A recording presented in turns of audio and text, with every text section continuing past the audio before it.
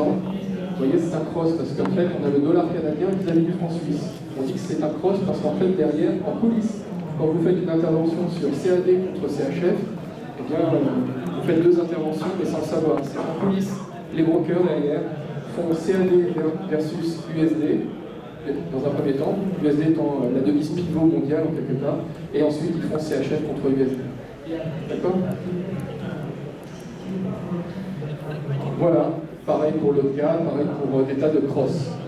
Donc ce sont des paires mineures sur lesquelles on a moins de liquidité dans l'absolu, peut-être plus de volatilité, et parfois, même la plupart du temps, plus d'écart de spread, c'est-à-dire on va payer plus cher l'intervention sur ces paires.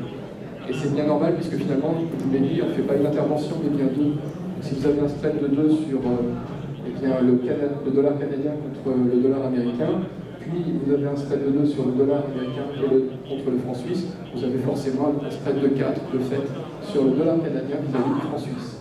Vous voyez, l'explication est comme ça. Les paires exotiques, ce sont des paires dites mineures mais qui sont un peu particulières puisque outre le fait qu'elles sont effectivement souvent dans des pays un peu exotiques, mais c'est surtout par leur cours qui sont très encadrés, généralement dans un PEG, c'est-à-dire dont finalement les taux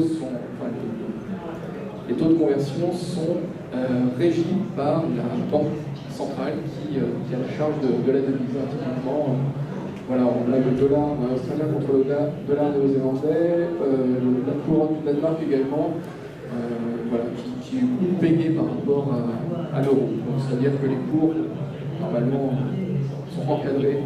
Donc on ne va pas pouvoir avoir des variations extrêmement fortes sur le très long terme. Donc là, typiquement, on est vraiment sur des effets comment dire, des effets interventionnistes qui nous donnent finalement cet aspect d'équilibre. On a d'ailleurs dans une crosse qui n'est pas noté, mais qui est l'euro contre le franc suisse, un PEG depuis un an, l'euro contre le franc suisse, et en tout cas, il y a un floor, c'est-à-dire il y a un plancher à 1,20 €. Ça vous donne une idée sur des opportunités éventuellement à l'achat pour mettre votre stock. Voilà, mais je ne vais pas détailler ça aujourd'hui. Mais je vous conseille de vous y intéresser en tout cas. Alors le principe de mouvement, c'est là où je voulais en venir. Vous avez une position, par exemple, vous voyez, ça c'est l'euro contre le GBP, c'est-à-dire l'euro contre la livre sterling. Vous aviez, avant la crise, vous voyez, on est en 2007, vous aviez un effet d'orange, c'est-à-dire finalement la devise était plutôt bien stable vis-à-vis de sa devise de contrepartie. Et puis à un moment donné, on a depuis la crise, vous voyez, un petit peu, même avant le fameux Lehman Brothers, un effet on commence à sortir du range et on a un effet directionnel. Donc là, typiquement, il se passait des choses, bon, peu importe, on ne va pas refaire le passé, mais en tout cas, vous avez un mouvement. Et donc, ce qu'il faut comprendre quand vous intervenez sur le Forex, c'est que le mouvement que vous voyez sur le cours, vous devez vous dire que c'est le mouvement de la devise de gauche, la devise de base, la devise donc qui est euro. C'est-à-dire, en gros, l'euro monte. Et à contrario, ça veut aussi dire que la livre sterling baisse. Puisque la courbe monte, la livre sterling baisse. Et je sais, c'est ça qui est un peu difficile généralement quand on intervient au début sur le Forex. Mais en fait, c'est une gymnastique très simple. Pour résumer, oubliez la devise de droite et concentrez-vous sur la devise de gauche et vous avez le mouvement. Maintenant que je vous ai dit d'oublier, il va quand même falloir faire autre chose, il va falloir y penser.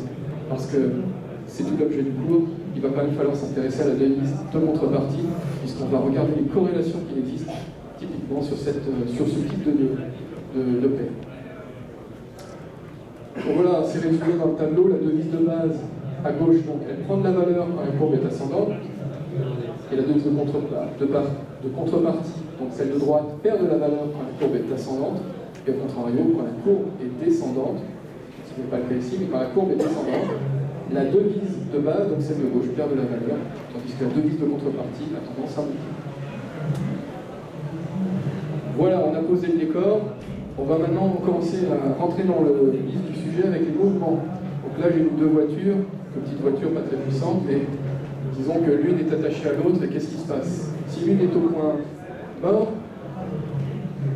voilà, si l'une est au point mort, c'est-à-dire celle de droite en fait est au point mort, la devise donc de contrepartie est au point mort, eh bien si la devise de base, c'est-à-dire si la voiture de gauche fait un mouvement, ça va entraîner forcément, ça va faire une translation sur toute la paire.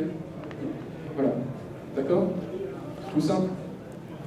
A contrario, si la voiture de droite, c'est-à-dire la devise de contrepartie, a tendance à faire un mouvement qui est en plus opposé au mouvement de la devise de base, la gauche, à ce moment-là, eh bien, le mouvement est annulé.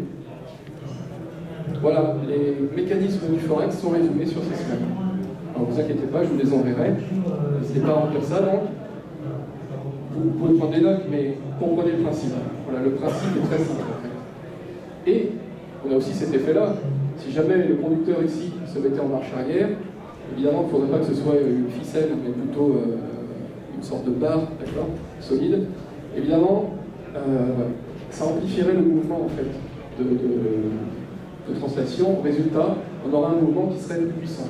C'est d'ailleurs ce qui se passe sur les trains quand les deux locomotives vont dans le même sens, évidemment. Voilà. Donc, on a, à ce moment-là, une devise